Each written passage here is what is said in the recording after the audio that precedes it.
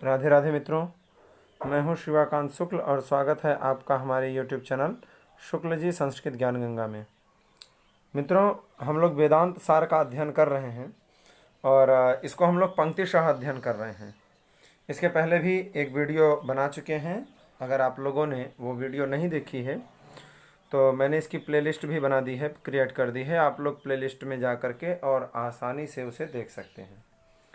और जब आप पहले वीडियो नहीं देखे होंगे तो आपको दूसरी वीडियो समझ में नहीं आएगी, इसलिए आप लोग पहली वीडियो को ज़रूर देखिए। क्यों? क्योंकि अब उसमें क्या है, उसमें मंगलाचरण की बातें बतलाई गई है, यत्किंचित दर्शन के बारे में भी थोड़ा बहुत विचार किया गया है, और जो अधिकारी का लक्षण है, अनुबंध चतुष्टय हम लोग पढ़ रहे हैं। और अनुबंध चतुष्टय में जो अधिकारी का लक्षण है कि अधिकारी तो विधिवद अधीत वेद वेदांगत्वेन आपाततः अधिकता अखिल वेदार्थः अस्मिन् जन्मनि जन्मांतरे वा काम्य निषिद्ध वर्जन पुरःसरम नित्य नैमित्तिक प्रायश्चित्तोपासनानुष्ठानेन निर्गत निखिल कल्मषतया नितांतरिनवल स्वांतः साधन चतुष्टय संपन्न प्रमाता। ठीक, तो ये हमारा अधिकारी का लक्षण है। अब इसमें होता क्या है कि अधिकारी के लक्षण में जो शब्द आए हुए हैं, जैसे काम्य कर्म कौन से हैं, निषिद्ध कर्म कौन से हैं, नित्य कर्म कौन से हैं, नैमित्तिक कर्म कौन से हैं, प्रायश्चित्त कर्म कौन से हैं, और उपासना क्या है, साधन चतुष्टय से संपन्न प्रमाता ही अधिकारी होता है। तो वो साधन चतुष्टय क्या है, ये सारी बातें अब हम इस वीडियो में जानेंगे। तो वीडियो को स्टार्ट करने से पहले आपसे एक छोटी सी रिक्वेस्ट है कि अगर आप हमारे चैनल पर नए हैं तो प्लीज़ चैनल को ज़रूर सब्सक्राइब कर लीजिए। ज़्यादा से ज़्यादा वीडियो को शेयर करिए, कमेंट करके ज़रूर बताया करिए कि आपको हमारी वीडियो कैसी लगी, और अगर वीडियो अच्छी लगी हो तो उसे लाइक ज़रूर कर दिया करिए। देखिए, अब ये जो हमारा ग्रंथ है वेदांत सार, ये हमारे विभिन्न परीक्षाओं में बहुत ही उपयोगी है। जैसे ये GIC प्रवक्ता का भी पेपर होने वाला है, आप लोगों को जैसा कि पता चल गया होगा। 19 सितंबर को इसका प्री एग्ज़ाम है और 19 दिसंबर को इसका मेंस एग्ज़ाम है, ऐसा नोटिफिकेशन UPPSC ने निकाला हुआ है। तो GIC प्रवक्ता में भी है और PGT के अंतर्गत भी इसको रखा गया है।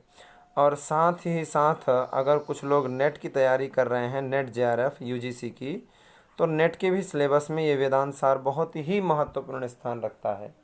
चाहे आप 73 कोड से पढ़ रहे हों, चाहे आप 25 कोड से पढ़ रहे हों, मतलब चाहे आप पारंपरिक शास्त्रीय आचार्य किए हों अथवा BA MA संस्कृत से किए हों, दोनों लोगों के लिए बहुत ही आवश्यक है। तो इसको हम सरल भाषा में समझेंगे। तो आइए चलते हैं अपने क्लास की तरफ। बाकी बातें तो आप लोग समझे ही होंगे, जो नहीं समझे होंगे वो हमारे इसके पहले वाले क्लास में है, आप लोग समझ लीजिए। ठीक है, बड़ा कर दिया हूँ, कुछ लोग शिकायत करते हैं कि दिखता नहीं है। ठीक है भाई, आप लोगों को दिखे, क्योंकि अच्छे से दिखेगा तभी अच्छे से पढ़ाई होगी। एक मिनट, चलते हैं फिर अपने अध्ययन की तरफ। देखिए, तो हमने जो अधिकारी का लक्षण बनाया था वेदांत सार के अनुसार कि अधिकारी तो विधिवद अधीत वेद वेदांगत्वे नापाततो अधिकताखिल वेदार्थो अस्मिन् जन्मनि जन्मांतरे वा काम्य निषिद्ध वर्जन पुरस्सरम। तो काम्य और निषिद्ध दोनों प्रकार के जो आपके कर्तव्य हैं, दोनों का परित्याग करना होगा। न तो आपको काम्य कर्म करने होंगे, न तो आपको निषिद्ध कर्म करने होंगे। तो भैया काम्य कर्म कहते किसको हैं? तो उसी के लिए यहाँ पर लिख रहे हैं कि काम्यानि स्वर्गादि इष्ट साधनानि ज्योतिष्टोमादीनि। काम्य कर्म किसको कहते हैं? तो काम्यानि माने काम्य कर्म कौन कौन से हैं? तो कह रहे हैं जिन कर्मों के करने से स्वर्गादि इष्ट, जिनको करने से हमको क्या है, स्वर्गादि इष्ट जो साधन हैं, स्वर्गादि जो इष्ट है उनको प्राप्त करने वाले जो साधन हैं, उन साधनानि माने उन साधनों को ही कहते हैं काम्यानि माने काम्य कर्म। ठीक है, काम्य कर्म कौन कौन से हैं? जिनको करने से हमको स्वर्ग आदि जो इष्ट साधन है, स्वर्ग आदि की प्राप्ति का जो इष्ट साधन है, जैसे ज्योतिष्टोमादीनि, यहाँ ग्रंथकार स्वयं लिख रहे हैं ज्योतिष्टोमादीनि। जैसे मीमांसा शास्त्र में आता है कि ज्योतिष्टोमेन स्वर्ग कामम यजेत, स्वर्ग कामना के लिए ज्योतिष्टोम याग करना चाहिए। तो ज्योतिष्टोम याग करके हम क्या प्राप्त करना चाहते हैं? तो स्वर्ग की प्राप्ति करना चाहते हैं। तो ये ज्योतिष्टोम जो याग है, यह याग हमारा काम्य कर्म में आ जाएगा। कहने का मतलब कुल मिलाकर के इतना है कि जिस भी कर्म से हम ये सोचते हो कि पुण्य होगा और पुण्य से हमको स्वर्ग की प्राप्ति होगी, वो सारे कर्म आपके काम्य कर्म के अंतर्गत आते हैं। ठीक है, तो वही कह रहे हैं कि काम्यानि माने काम्य कर्म कौन कौन से हैं? तो कह रहे हैं जो स्वर्गादि इष्ट के साधन हैं, स्वर्ग ही इष्ट है जिनका, ऐसे जो साधन है माने स्वर्ग जिससे प्राप्त होता है, ऐसे साधनों को हम काम्यानि माने काम्य कर्म कहते हैं। कौन होते हैं ये? तो उसी के बारे में कह रहे हैं कि ज्योतिष्टोमादीनी, जैसे ज्योतिष्टोम याग इत्यादि। ठीक, तो हमको ये याग भी नहीं करने चाहिए। अब क्यों नहीं करने चाहिए? इसके लिए देखिए थोड़ा सा विचार करना होगा। क्या विचार है? तो गीता में भगवान कहते हैं कि तेतम भुक्त्वा स्वर्गलोकम विशालम क्षीणे पुण्य मर्त्यलोके विशंति। अगर आप पुण्य करेंगे तो पुण्य को भोगने के लिए स्वर्ग जाना पड़ता है, और स्वर्ग के जैसे ही आपका पुण्य समाप्त होता है तो फिर आपको इसी धरती पर आना पड़ता है।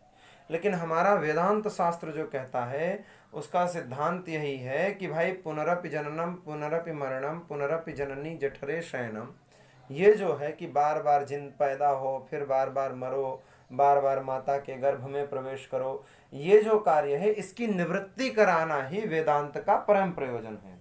और अगर स्वर्ग प्राप्ति होती है तो उससे पुनः धरती पर आना पड़ता है। इसलिए ग्रंथकार कहते हैं कि काम्य कर्म को का भी वर्जन कर देना चाहिए, अर्थात काम्य कर्म भी नहीं करने चाहिए, ताकि हमको बार बार इस धरती पर आने जाने वाला जो चक्कर है उस चक्कर में फंसना न पड़े। इसलिए ग्रंथकार ने कहा है कि काम्यानि माने काम्य कर्म कौन कौन से हैं? तो स्वर्गादि इष्ट साधनानि, स्वर्ग ही है इष्ट जिसका, ऐसे इष्ट को प्राप्त करने वाले जो साधन हैं, उन्हीं साधनों को कहा जाता है काम्य कर्म। ठीक है, जैसे तो कह रहे हैं ज्योतिष्टोमादीनी, जैसे ज्योतिष्टोम याग इत्यादि। तो हमें ऐसे भी कार्यों को नहीं करना चाहिए। आगे कहते हैं निषिद्धानि माने निषिद्ध कर्म किसको कहते हैं? ये सब अधिकारी के लक्षण से ही लिया जा रहा है। इसलिए जिसको अधिकारी का लक्षण नहीं याद है वो याद कर लें कि अधिकारी तो विधिवदधीत वेद वेदांगत्वेनापाततो अधिकताखिल वेदार्थो अस्मिन् जन्मनि जन्मांतरे वा काम्य निषिद्ध वर्जन पुरस्सरम। तो जो काम्य और निषिद्ध इन दोनों का वर्जन करने के लिए कहा गया है, त्याग करने के लिए कहा गया है, वो क्यों कहा गया है उसी बात को कहते हैं। तो दूसरा है निषिद्ध कर्म। तो कहते हैं निषिद्धानि माने निषिद्ध कर्म कौन कौन से हैं, क्या हैं? तो कहते हैं नरकादि अनिष्ट साधनानि, नरकाद्यनिष्ट साधनानि, जो नरक अनिष्ट है, अनिष्ट ही है नरक, नरक में जाना किसका इष्ट है? किसी को नहीं है। तो जो नरक आदि अनिष्ट हैं, ऐसे अनिष्ट को प्राप्त कराने वाले जो साधन हैं, उन्हीं को कहा जाता है निषिद्धानि।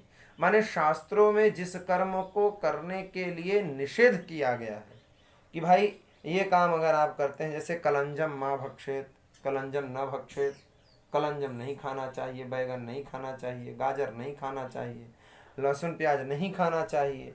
तो ये क्या है? शास्त्र की आज्ञा है, वेदों में ऐसा वचन मिलता है। और फिर भी अगर हम उसका भक्षण करते हैं तो ये निषिद्ध कर्मों को करते हैं। और निषिद्ध कर्मों को करने से नरकादि अनिष्ट साधनानि, ये नरकों में जाने वाले जो अनिष्ट साधन हैं, ऐसे अनिष्ट साधनों के अंतर्गत आएंगे। ठीक, हिंसा नहीं करनी चाहिए, ये सब वेदों के क्या है? वाक्य हैं। क्यों? क्योंकि वेद कहता है अहिंसा परमो धर्म है। तो जब अहिंसा ही परम धर्म है तो जायज सी बात है कि हिंसा पाप की कोटि में आ जाएगा। तो नरकादि जो अनिष्ट साधन है, नरकादि की प्राप्ति कराने वाले जो अनिष्ट साधन, उन्हीं को कहा जाता है निषिद्ध कर्म। ठीक है, कौन है ये? तो कहते हैं कि ब्राह्मण हननादीनी। ठीक, जैसे आपने ब्राह्मण को मार दिया भाई, अब अगर आप किसी ब्राह्मण की हत्या करते हैं तो आपको ब्रह्म हत्या लगती है, तो गो हत्या हो गई, ब्राह्मण की हत्या हो गई। तो धर्मशास्त्र के अनुसार ये सब क्या हैं? निषिद्ध हैं। और भी हैं कई, जैसे सुरापान हैं, हाँ ये सब हैं। और हमने बताया भी कि क्या खाद्य वस्तुएं हैं, अखाद्य वस्तुएं हैं। तो इनका भी विचार करना चाहिए। तो वेदांत सार के अनुसार उन्होंने कहा है कि काम्य निषिद्ध वर्जन पुरस्सरम, जो काम्य कर्म है और जो निषिद्ध कर्म है उन दोनों कर्मों का परित्याग कर देना चाहिए। फिर तो लक्षण में आप देखेंगे तो वहाँ पर लिखा है कि नित्य नैमित्तिक प्रायश्चित्तोपासनानुष्ठाने न, नित्य नैमित्तिक प्रायश्चित और उपासना के अनुष्ठान के द्वारा। तो अब नित्य कर्म क्या है, अनित्य कर्म क्या है, ये सब बतला रहे हैं। कह रहे हैं कि नित्यान्य करणे, एक मिनट, यहाँ पर हमको ऐसा लगता है कि इन्होंने प्रिंट में गड़बड़ कर दिया है। हाँ, नित्यान्य करणे, ठीक है, ये एक में ही होना चाहिए था, नित्यानि अकरणे। तो कहते हैं कि नित्यानि अकरणे प्रत्यवाय साधनानि संध्या वंदनादीनी। ठीक, बोले नित्य कर्म क्या है, नित्य कर्म किसको कहते हैं? तो जो डेली किए जाने वाले हैं, डेली कर्म क्यों करते हैं? तो कह रहे हैं कि प्रत्यवाय के जो साधन हैं, किसके? प्रत्यवाय के। प्रत्यवाय का तात्पर्य होता है कि पापक्षय करने के जो साधन हैं, जिनसे हमारे जो पाप हैं उन पापों का क्षय हो जाता है, ऐसे जो कार्य हैं उनको कहा जाता है नित्य कर्म। ठीक है, तो वही कह रहे हैं कि नित्यानि अकरणे प्रत्यवाय साधनानि संध्या वंदनादीनि। इनके टाइप करने में थोड़ी सी गड़बड़ी हो गई है, इसलिए आप लोग देख लीजिएगा, ठीक है ना, एक बार आप लोग देख लेंगे तो सही हो जाएगा। तो वही कह रहे हैं कि अकरणे माने न करने पर। नित्य कर्म किसको कहते हैं? तो नित्यानि माने नित्य कर्म वो है जिनके अकरणे माने अगर उनको न किया जाए तो वो क्या करते हैं? प्रत्यवाय माने दुख को प्रदान करते हैं, पाप लगता है जिनको न करने पर। जिनको अगर न किया जाए, अकरणे अगर उनको न किया जाए, ऐसे न करने पर प्रत्यवाय साधनानि, वो प्रत्यवाय के साधन हो जाते हैं, अर्थात उनसे पाप बनता है और पाप से फिर दुख को भोगना पड़ता है। तो ये प्रत्यवाय के साधन माने पापक्षय के जो साधन हैं, ऐसे नित्य कर्म कहलाते हैं, पापक्षय के जो साधन हैं। जैसे तो कह रहे हैं संध्या वंदनादीनी, जैसे संध्या वंदन, प्रत्यवाय ने पापक्षय, ठीक है, जिससे पाप का क्षय हो जाता है। तो उसके जो साधन है माने पापक्षय करने के जो साधन हैं, और वो कैसे साधन हैं? जिनको अगर अकरणे माने न किया जाए तो भविष्य में दुख की प्रतीति होती है, अर्थात उनका करना आपके लिए निश्चित ही है। जैसे हम लोग अगर स्नान करना बंद कर दें, अब ये नित्य कर्म ही तो है। अगर हम लोग डोल डाल जाना बंद कर दें, डोल डाल माने जो फ्रेश होने के लिए जाते हैं, लैट्रिन, लघुशंका इत्यादि, उसको अगर बंद कर दें तो इससे क्या होगा? हमको तकलीफ होगा, कष्ट होगा। तो ये क्या है? हमारे नित्य कर्म हैं। और अगर हम धर्मशास्त्र में आते हैं तो ऐसे ही नित्य कर्म में आता है संध्या वंदन। ठीक है, जैसे द्विज हैं तो उनको संध्या करनी चाहिए, गायत्री जप करनी चाहिए, तर्पण करना चाहिए, अग्निहोत्र करना चाहिए, बलि वैश्य देव करना चाहिए, ये सारे साधन हैं। ठीक है, तो संध्या वंदनादीनी एक बतला दे रहे हैं, आदि पद से बाकी सबको पकड़ लेंगे। आगे चलते हैं। तो नैमित्तिक कर्म क्या है? तो कह रहे हैं नैमित्तिकानि पुत्र जन्माद्यनुबंधीनि जातेष्ट्यादीनि। नैमित्तिक कर्म कौन कौन से कहलाते हैं? तो बोले जैसे आपके यहाँ पुत्र का जन्म हो जाता है तो एक याग है जिसका नाम है जातेष्ट याग। ठीक है, कुछ लोग ज्योतिषों वो क्या कहते हैं, जात कर्म संस्कार भी कहते हैं।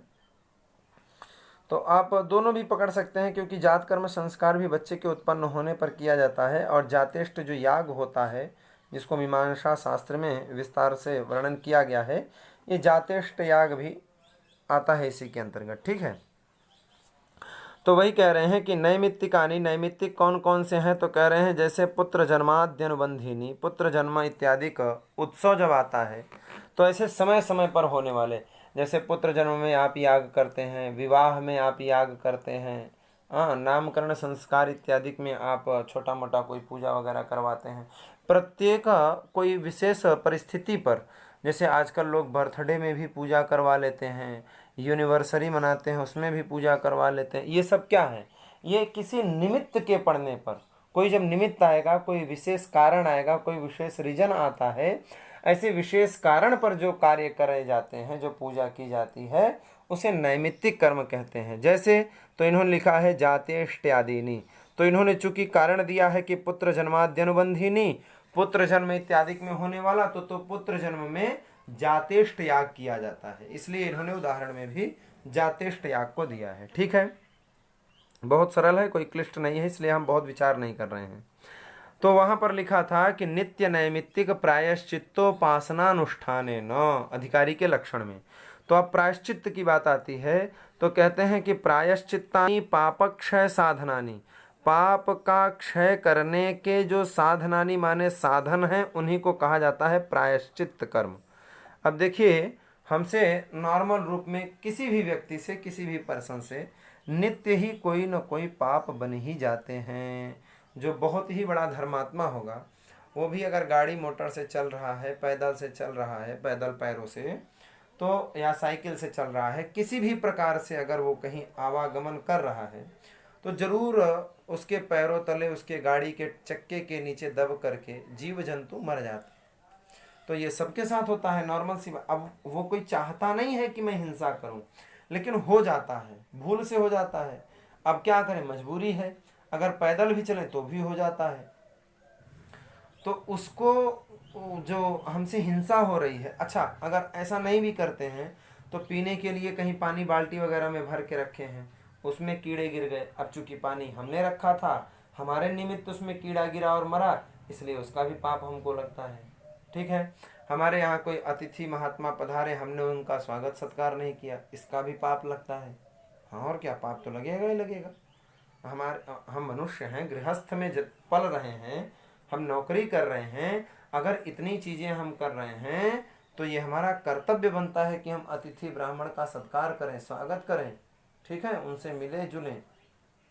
अगर हम ये सारी क्रियाएं नहीं करते हैं तो इसका पाप लगता है हमको। तो वही बात यहाँ भी बतलाई जा रही है कि भाई नैमित्तिक कर्म, नैमित्तिक हो गए ना, प्रायश्चित्त कर्म। हाँ, तो ये जो सारे पाप हमको लगे हैं, उन पापों को क्षय करने के जो साधन हैं, उन्हीं को प्रायश्चित्त कर्म कहा जाता है। जैसे तो कह रहे हैं चांद्रायण आदि नहीं, जैसे चांद्रायण इत्यादि व्रत होता है। जैसे किसी से बहुत बड़ा अपराध हो गया है, हमारे यहाँ तो कहा जाता है कि संध्या के समय जब हम विनियोग का जल छोड़ते हैं, तो अगर भूल से हमने विनियोग के जल को पी लिया तो भी चांद्रायण व्रत करने से ही शुद्धि होती है। तो चांद्रायण व्रत है, तप्तकृच्छ्र व्रत है, इत्यादि व्रत क्या है, हमारे शास्त्रों में प्रसिद्ध हैं। ये पाप को क्षय करने वाले हैं, तो इनको करने से क्या होता है, पाप का क्षय होता है, और इसीलिए इनको प्रायश्चित्त कर्म कहा जाता है। क्यों? क्योंकि भैया हमसे गलती से हो गया, तो अब हम उसका प्रायश्चित्त कर रहे हैं। जैसे गांव में आप लोगों ने देखा होगा कि किसी के यहाँ अगर गाय वगैरह, बछड़ा वगैरह मर जाता है और उसके गले में रस्सी बंधी रह जाती है, तो लोग कहते हैं कि भैया आपको ब्रह्म हत्या लगी है, तो उसका आप प्रायश्चित्त करिए। ठीक है, या छोटे मोटे भी गलतियां अगर किसी से हो जाती हैं तो लोग नॉर्मल प्रयोग करते हैं, भैया प्रायश्चित्त करो, तभी आपके पाप का क्षय होगा। तो प्रायश्चित्त कर्म किसको कहते हैं? तो कह रहे हैं कि पाप क्षय साधनानि, पाप को क्षय करने के जो साधन होते हैं, जैसे चांद्रायण आदि नहीं, चांद्रायण व्रत इत्यादि, उन्हीं को कहा जाता है प्रायश्चित्त। अब चौथी बात आती है उपासना की। तो कहते हैं कि उपासनानि सगुण ब्रह्म विषय मानस व्यापार रूपाणी शांडिल्य विद्यादीनी। यहाँ पर भी देखिए कहते हैं कि जो सगुण ब्रह्म है, निर्गुण नहीं, देख लीजिए वेदांत भी सगुण ब्रह्म को मानता है। इसीलिए हमारा जो वैष्णव संप्रदाय है, उस वैष्णव संप्रदाय का जो दर्शन है वो सगुण ब्रह्मोपासक है। उसमें लिखा ही है, विशिष्टाद्वैत के माध्यम संबंध में उसमें प्रतिपादन किया गया है कि अगर हमको उपासना करनी ही है तो उपासना अकेले नहीं हो सकती, उसमें 3 चीज़ों की आवश्यकता पड़ती है, उपास्य, उपासक और उपासना सामग्री। तो वो खैर दूसरी बातें हो गई, आप लोगों को एग्ज़ाम की दृष्टि से देखना है तो यहाँ पर आप लोग फोकस करिए। तो यहाँ पर भी मतलब कहने का यही है कि सगुण ब्रह्म विषय की मानस व्यापार, मतलब सगुण ब्रह्म की उपासना करने के लिए यहाँ भी बल दिया गया है, फोकस किया गया है। कहते हैं कि उपासना, क्योंकि बिना सगुण के तो आप निर्गुण तक पहुँच ही नहीं सकते। कहते हैं कि उपासना नहीं माने उपासना क्या है, तो सगुण जो ब्रह्म है उस ब्रह्म के विषय में मानस व्यापार जो रूप है, अर्थात उनके विषय में बैठ कर के चिंतन करना, उनके विषय में, जैसे हम लोग बिहारी जी में जाते हैं, राधा वल्लभ जी जाते हैं, कनक भवन सरकार के यहाँ जाते हैं, या अपने यहाँ ही मंदिर वगैरह हैं, उन मंदिरों में बैठ कर के जो भगवान का अहर्निश दर्शन करते हैं, प्रत्यक्ष अवलोकन करते हैं, वो क्या है, उपासना के अंतर्गत आ जाता है। ठीक है, तो उपासना कर्म में क्या होता है कि सगुण ब्रह्म विषयक जो व्यापार है, मानस व्यापार, जो मन से हम व्यापार करते हैं, इन्हीं को हम कहते हैं उपासना कर्म। ठीक है, आगे चलें। क्या है ये, तो वही कह रहे हैं कि शांडिल्य विद्यादीनी, एक सांडिल्य विद्या है। ये संभवतः छांदोग्योपनिषद में या बृहदारण्यकोपनिषद में इसका वर्णन मिलता है। तो ये जो उपासना कर्म है ना, ये उपासना कर्म करना चाहिए। और वैसे भी जो नारद भक्ति सूत्र है, सांडिल्य भक्ति सूत्र है, ये सारी बातें उसमें आई हैं। छांदोग्योपनिषद का ही संभवतः है ये, आप लोग देख लीजिएगा एक बार, या बृहदारण्यकोपनिषद का है, हमारी स्मृति में अभी आ नहीं रहा है कि ये कहाँ पर लिखा हुआ है। तो इसमें क्या है, इसमें बतलाए गए हैं। ठीक है, कि जो आत्म तत्व है उसका परिचय कैसे होता है, कैसे नहीं होता है, क्या करना चाहिए, क्या नहीं करना चाहिए, इत्यादि के बारे में इसमें बहुत अच्छी बातें बतलाई गई हैं। और भी आदि पद से आप मनुस्मृति, याज्ञवल्क्य स्मृति, और हमारे जो धर्मशास्त्र हैं जो सगुण ब्रह्म विषय के प्रतिपादन करने में लगे हुए हैं, उन सभी ग्रंथों को यहाँ पर पकड़ लिया जाएगा। ठीक है, तो वही कहते हैं कि भाई उपासना किसको कहते हैं, तो उपासनानी सगुण ब्रह्म विषय मानस व्यापार रूपाणी, सगुण ब्रह्म के विषय में जो मानस व्यापार होता है उसी को हम उपासना कर्म कहते हैं। ठीक है,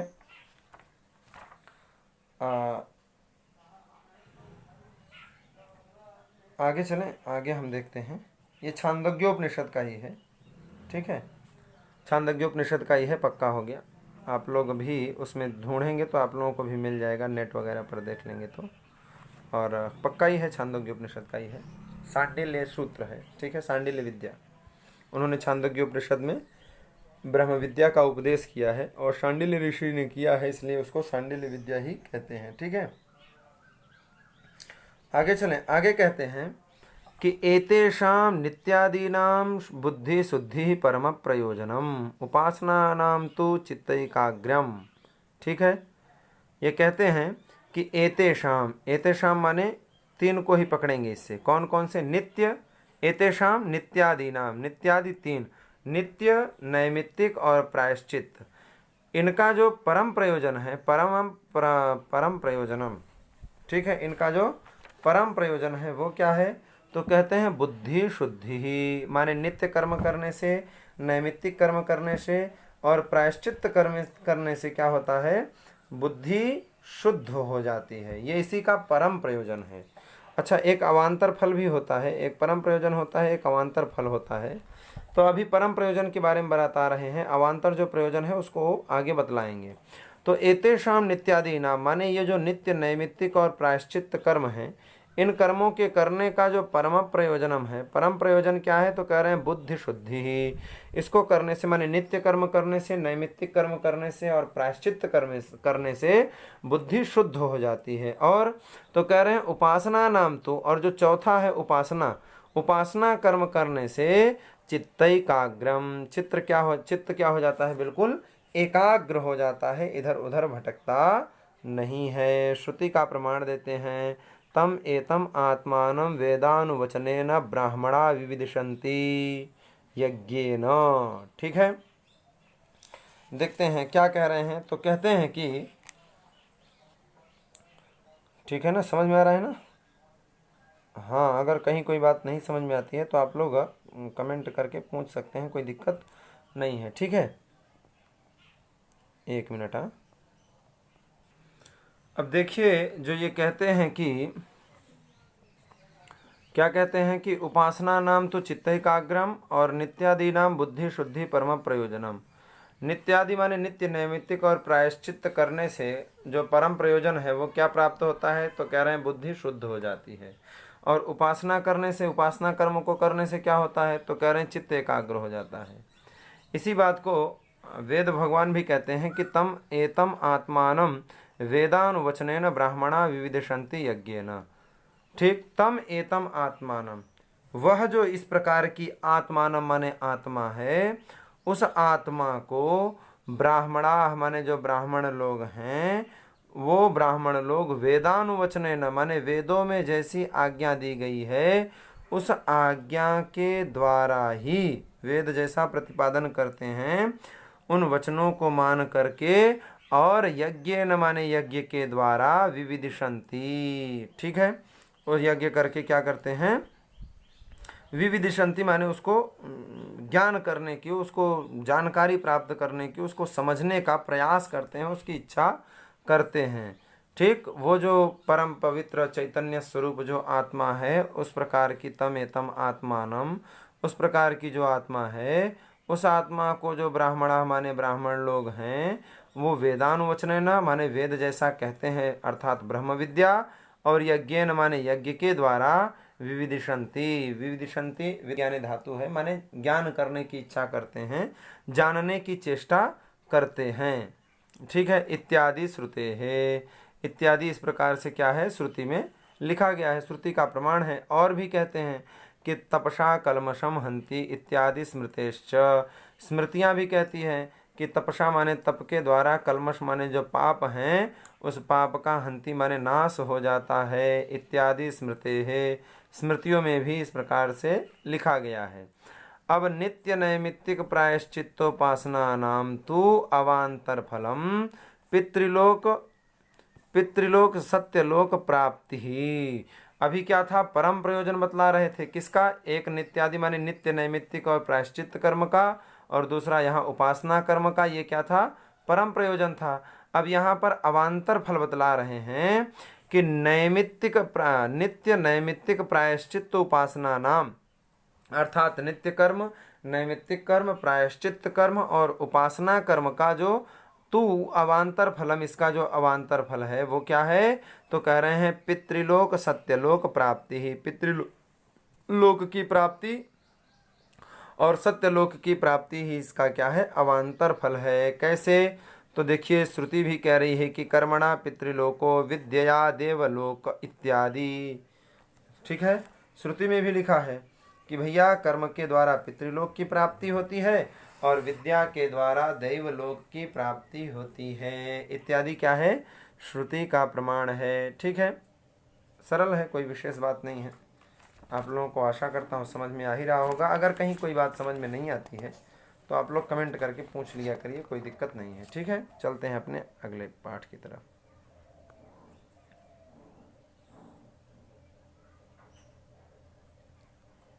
आगे देखते हैं। अब देखिए उसमें हुआ क्या था कि अधिकारी के लक्षण में है कि नित्य नैमित्तिक प्रायश्चित्तोपासनानुष्ठानेन, और आगे वो कह रहे थे कि साधन चतुष्टय संपन्न प्रमाता।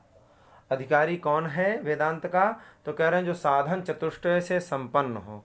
तो भैया साधन चतुष्टय ही नहीं पता है तो हम कैसे जाने कि हम उससे संपन्न हैं कि नहीं।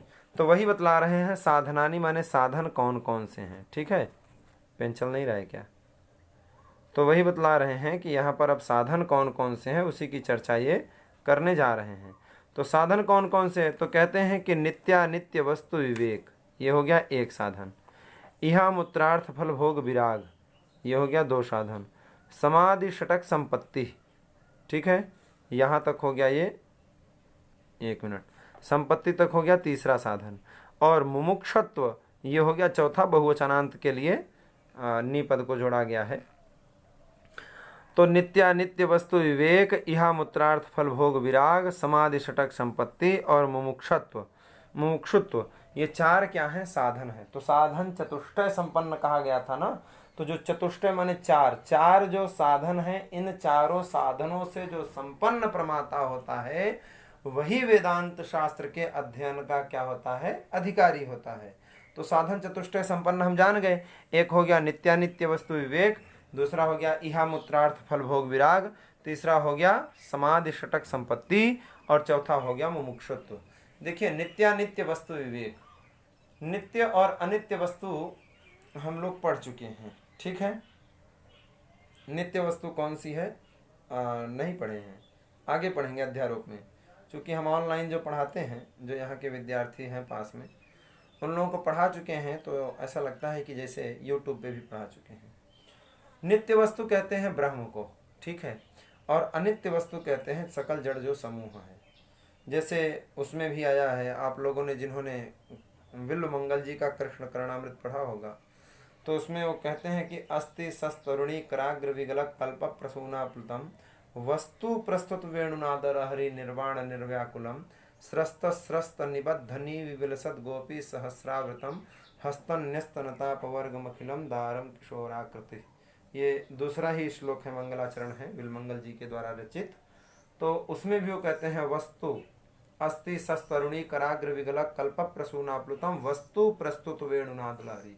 तो वस्तु का प्रयोग उन्होंने भी किया है। तो वस्तु का तात्पर्य ये होता है कि वह जो अजन्मा जगदाधार परमात्मा जगदीश्वर ब्रह्म है, वही क्या है? वस्तु है। और अवस्तु क्या है? तो सकल जड़ समूह है, ठीक है।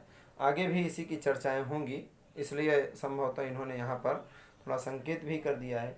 तो वही ये कह रहे हैं कि नित्य और अनित्य जो वस्तु हैं, उन वस्तुओं का जो विवेक है, माने हमको किसको रखना चाहिए और किसको त्यागना चाहिए, और जिसे रखना चाहिए उसे रख करके और जिसे त्यागना चाहिए उसे त्याग देना ही विवेक कहलाता है, ठीक है। आगे विस्तार से बताएंगे, हम अभी आप लोगों को थोड़ी जानकारी दे रहे हैं। दूसरा कह रहे हैं इहा मूत्रार्थ फल भोग विराग। एक तो इह माने इहलौकिक, माने इस संसार में प्राप्त जो भोग हैं, और दूसरा है अमूत्र, अमूत्र माने पारलौकिक, जो स्वर्ग इत्यादि में प्राप्त होने वाले भोग हैं। इन दोनों का जो अर्थ है, अर्थ माने फल वस्तुएं, इन दोनों से क्या हो? यह मूत्रार्थ, यह और अमूत्र का जो अर्थ है, वस्तुएं हैं, उन वस्तुओं का जो फल है, उनको भोगने की जो इच्छाएं हैं, उनसे विराग होना ही कहलाता है इहा मूत्रार्थ फल भोग विराग, ठीक है। तीसरा है समाधि षटक संपत्ति। तो श्रम दम उपरति तितिक्षा समाधान श्रद्धा इत्यादि क्या हैं? 6 संपत्तियां हैं। तो इनको भी हम आगे पढ़ेंगे। आगे कहते हैं मुमुक्षुत्व, तो मोक्ष का जो इच्छा है उसी को मुमुक्षु कहते हैं, मोक्ष इच्छा मुमुक्षा। तो मुमुक्ष की जो इच्छा रखने वाला है। तो ये 4 हो गए हमारे साधन, ठीक। एक तो हमारे अंदर नित्यानित्य वस्तु विवेक होना चाहिए, दूसरे इहा मूत्रार्थ फल भोग विराग होना चाहिए, तीसरी समाधि षटक संपत्ति होनी चाहिए, और चौथी मुमुक्षा होनी चाहिए, हमको मोक्ष की इच्छा हो। यही 4 साधन है। अब अलग अलग विस्तार से वर्णन करते हैं। कहते हैं कि नित्यानित्य वस्तु विवेक। नित्यानित्य वस्तु विवेक किसको कहते हैं? तो कह रहे हैं तावद ब्रह्मैव नित्यम। ब्रह्म क्या है? नित्य है। और नित्य वस्तु ब्रह्म क्या है? ब्रह्मैव तावद ब्रह्मैव नित्य वस्तु। ब्रह्म क्या है? नित्य वस्तु है। और ततः अन्यद माने ब्रह्मात अन्यद, ब्रह्म से जो अन्य है वो सब क्या है? अखिलम अनित्यम, संपूर्ण। अखिल माने संपूर्ण। ब्रह्म से अन्यत संपूर्ण जितना चराचर संसार आपको दिखलाई पड़ रहा है, यह संपूर्ण संसार अनित्य वस्तु है। इसी को क्या कहते हैं? नित्यानित्य वस्तु विवेक। भाई कह रहे हैं नित्यानित्य विवेक स्तावत। नित्य वस्तु विवेक क्या है? तो कहते हैं ब्रह्मैव नित्यम वस्तु। ब्रह्म तो क्या हो गया? हमारा नित्य वस्तु हो गया। और ततः अन्यद माने ब्रह्म से जो अन्यद माने अन्य है, वो सारे अखिल माने संपूर्ण जो पदार्थ हैं वो अनित्यम इति विवेचनम। इसका जो विवेक है, इसकी जो बुद्धिमानता है, माने नित्य का ग्रहण करके अनित्य को परित्याग करने की जो बुद्धि है, उसी को कहा जाता है नित्यानित्य वस्तु विवेक, ठीक है। आगे चलते हैं। तो कहते हैं ऐहिका नाम। ऐहिका माने इस सृष्टि में, माने ये जो संसार आपको दिखलाई पड़ रहा है इसमें, और कर्मजन्य सॉरी बीच में छूट गया। कह रहे ऐहिका नाम माने इस लोक में जो स्रक चंदन वनितादि विषय भोगा नाम। स्रक माने होता है माला, हार, फूल। चंदन माने आप लोग जानते ही हैं, और वनिता माने होती है स्त्री। तो माला, फूल, चंदन। माला, फूल कहने का मतलब पद प्रतिष्ठा, आप बहुत बड़े पद प्रतिष्ठा को प्राप्त हो गए हैं, तो ये इस लोक की क्या है, एक फल है, एक आपको पुरस्कार मिला है। तो स्रक माने माला, फूल, चंदन, अच्छा आपका खूब तिलक वर्ण होने लगा, माने आप राज सिंहासन पर बैठ गए, आपका राज तिलक हो रहा है, अथवा आपका विवाह तिलक हो रहा है, अथवा आपका और कोई तिलक हो रहा है, जिस भी प्रकार का कोई तिलक हो रहा है, माने आपको कोई सम्मान प्राप्त हो रहा है, वो भी इस लोक का प्राप्त होने वाला पदार्थ ही है, एक प्रकार का अर्थ ही है। और वनिता माने स्त्री, आपको स्त्री प्राप्त हो रही है, तो वो भी इसी लोक के भोग हैं। तो वही कह रहे हैं कि ऐहिका नाम माने इस संसार में जो स्रक, चंदन और वनितादि आदि पद से और जितने भी विषय भोग हैं उनको ले लेंगे। ये सारे विषय भोगा नाम, जितने भी ये विषय भोग हैं, वो कर्मजन्यतया अनित्यत्व वद, ये क्या है, कर्म के द्वारा जन्यतया, कर्म के द्वारा जन्य हैं। और यो यो कर्मजन्य स स अनित्य, व्याप्ति बना लीजिए। जो जो कार्य, जो जो पदार्थ हमको कर्म से प्राप्त होते हैं, वो सारे पदार्थ अनित्य होते हैं, वो हमेशा विद्यमान नहीं रहते हैं। जैसे धन रुपया, कर्म कर रहे हो प्राप्त हो गए, कर्म करना छोड़ दो समाप्त हो जाएंगे।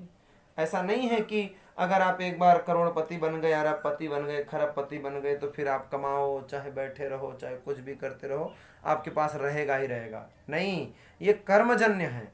और जो कर्मजन्य होता है, तो कर्मजन्यतया ग्रंथकार कहते हैं कि कर्मजन्य होने के कारण, कर्मजन्य होने से अनित्यत्ववाद, ये कैसे होते हैं, अनित्य की तरह होते हैं, अर्थात अनित्य ही होते हैं। और दूसरा कह रहे हैं उष्णिकाणाम अपि, उष्णिकाणाम माने स्वर्गाणाम, जो स्वर्ग के भी भोग हैं, कौन कौन से, तो कह रहे हैं अमृतादि विषय भोगानाम, जो अमृत इत्यादि विषय भोग हैं, अमृत की प्राप्ति है, अप्सराओं की प्राप्ति है, कल्प वृक्ष की प्राप्ति है, कौस्तुभ मणि की प्राप्ति है, हाँ, इन सब की प्राप्ति है। तो ये भी क्या है, सारे विषय भोगों को प्रदान करने वाले हैं। तो वही कह रहे हैं कि क्या है, आमुष्णिकाणाम अपि, माने जो स्वर्ग के भोग हैं, क्या, अमृतादि विषय भोगानाम, अमृतादि जो विषय भोग हैं वह भी क्या है, भोगानाम। यह मिसप्रिंट हो गया है क्या, पता नहीं क्यों टाइप करने वाले बड़ी गलती कर देते हैं। अब मैं प्रयास यही करूँगा कि अपने से ही टाइप किया करूँ, ताकि आप लोगों को ये सारी दिक्कतें न हो, ठीक है। तो अमृतादि विषय भोगानाम, यहाँ म ही रहना चाहिए, ना लिख दिया है इन्होंने। अमृतादि विषय भोगानाम अनित्यतया तेभ्यो नितराम, ये सब क्या है, ये स्वर्ग आदि जी के में प्राप्त होने वाले जो अमृतादि विषय भोग हैं, ये भी अनित्य हैं, क्योंकि ये भी कर्म से जन्य हैं। आप याग करेंगे, स्वर्ग की प्राप्ति होगी। और गीता में लिखा ही है, हमने पहले भी बताया कि तेतम भुक्त्वा स्वर्गलोकम विशालम और क्षीणे पुण्य फिर मर्त्यलोकी विशंति। तो ये भी अनित्य हैं। उन अनित्य वस्तुओं में तेभ्यो द्विवचन का प्रयोग किया गया है, क्योंकि यहाँ पर ऐहिका नाम भी है और आमुष्णिका नाम भी है, ठीक है। तो वही कह रहे हैं कि तेभ्यो माने इन दोनों प्रकार के जो कर्म हैं, इनसे क्या होता है, तो इनसे नितराम विरति ही, इनसे नितराम माने हमेशा हमेशा के लिए, प्रत्यक्ष रूप से पक्की बात कर लीजिए कि इनसे विरति होना ही, वैराग्य होना ही यह मूत्रार्थ फल भोग विराग कहलाता है। माने चाहे इस लोक के पदार्थ हों, ऐहिका नाम सृक चंदन वनितादि विषय भोगा नाम कर्मजन्यतया अनित्यत्ववद, और तो कह रहे हैं आमुष्णिका नाम अपि अमृतादि विषय भोगा नाम अनित्यतया, इसलिए तेभ्यो माने इन दोनों में नितराम विरति, नित्य निरंतर विरति माने वैराग्य की स्थापना ही यह मूत्रार्थ फल भोग विराग कहलाता है, ठीक है। अच्छा, इसके नीचे स्लाइड नहीं बनी है, अभी संभवतः PDF नहीं बन पाया है, तो आज हम यहीं तक रखते हैं। इसके आगे की वीडियो हम अगली वीडियो में देख लेंगे। इसके आगे का पाठ, काफ़ी दिन से क्लास बंद रहा, उसके कुछ कारण भी थे, कारण शायद कुछ लोगों को पता भी होंगे, और जिनको नहीं पता है वो केवल इतना समझ लें कि अपरिहार्य कारण थे जिसको हम छोड़ नहीं सकते थे। और एग्ज़ाम की आप लोगों की डेट आ गई है, तो आप लोग ज़्यादा फोकस इस पे करिए, और हम भी पूरा फोकस करेंगे, कि हमसे यथासाध्य जितना हो सकता है हम उतना आप लोगों को पढ़ाएं। कोई वादा नहीं है, क्योंकि समय के पाबंदी में हम सब घिरे हुए हैं, इसलिए हमसे जितना होगा। आप लोग देखिए, एग्ज़ाम की तैयारी कहीं और से कर लीजिए, हमसे तो आप ये पढ़िए कि आखिर सिलेक्शन होने के बाद कैसे पढ़ाना है। सिलेक्शन होने के बाद कहीं हम मुंह बंद करके तो नहीं खड़े हैं, इसलिए सारे ग्रंथों को मैं वन बाई वन कर करके आपको पढ़ाता जाऊंगा। अभी आज की तो ये शायद पहली वीडियो रहेगी। कल से आप लोगों की मैं प्रयास ये कर रहा हूँ कि व्याकरण के लिए बहुत लोग हमको फोकस कर रहे हैं। कम से कम 200-300 मैसेज तो हमको व्हाट्सएप पर आ चुके हैं। 200-300 लोग हमको व्हाट्सएप पर मैसेज कर चुके कि आप पढ़ाइए, व्याकरण की क्लास को आगे ले चलिए। तो मुझे ये जान करके बड़ी प्रसन्नता हुई कि आखिर 200-400 लोग हमारी व्याकरण की क्लास देख रहे हैं, माने 200-400 लोगों को हमारे मेहनत से कुछ प्रॉफिट हो रहा है। तो अगर आप लोग इतना मेहनत कर रहे हैं तो हम भी मेहनत करने में अब पीछे नहीं हटेंगे, हम पूरा प्रयास करेंगे। केवल आपका एक सपोर्ट चाहिए कि आप लोग फटाफट हमारे जो सब्सक्राइब हैं इनको 2-4 हज़ार पहुँचा दीजिए, ताकि हम भी लाइव चला सकें और आप लोगों को लाइव पढ़ा सकें। लाइव व्याकरण पढ़ाने में कुछ और ही मज़ा है। मज़ा यूँ है कि आपके जो क्वेश्चन होंगे, जो प्रश्न होंगे, उनका भी समाधान होता जाएगा। और पढ़ाने के बाद अगर हम ऑफलाइन पढ़ाते हैं, मतलब वीडियो बना करके फिर अपलोड करते हैं, तो उसमें हमको समस्या ये होती है कि एक बार वीडियो बनाओ, फिर उसको एडिट करो, फिर उसको अपलोड करो। और अगर हम ऑनलाइन पढ़ाते हैं तो जैसे ही क्लास ख़त्म होती है हम वीडियो अपलोड कर देंगे, समस्या ख़त्म हो जाएगी। तो उसके लिए आप सब जानकारी हैं कि शायद 40,000 मिनट या 4,000 मिनट, जो कुछ भी है हमको कंफर्म नहीं है, और 1,000 सब्सक्राइबर की ज़रूरत होती है। तो आप लोग फटाफट उसको पहुंचाइए, फिर हम इसकी लाइव क्लास लेना प्रारंभ करेंगे। सभी विषयों की लाइव क्लास लेंगे, फिर ऐसे वीडियो अपलोड करके डालने की कोई आवश्यकता ही नहीं है।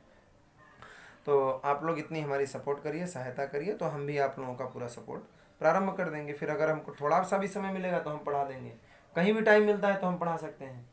तो आज की वीडियो में फ़िलहाल इतना ही रखते हैं, इसके आगे का पाठ हम अगली वीडियो में देखेंगे। राधे राधे।